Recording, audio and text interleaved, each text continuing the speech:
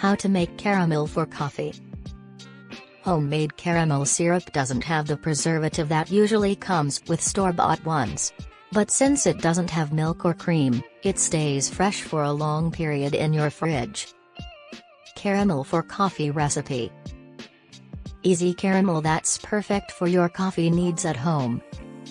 Ingredients: 1 cup granulated sugar, 3/4 cups of water, divided, 1 teaspoon vanilla extract, a pinch of salt. Instructions. Step 1: Combine the sugar and 1/4 cup of water in a heavy-bottomed pan. Step 2: Stir the mixture over low heat until the sugar is fully dissolved. Step 3: After the sugar has been dissolved, increase the heat to medium-high and cover the pot.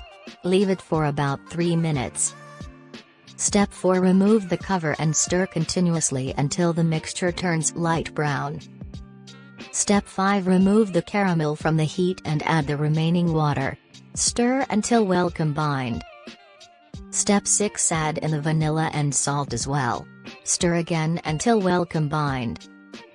Step 7: Let cool before using and store in an airtight container.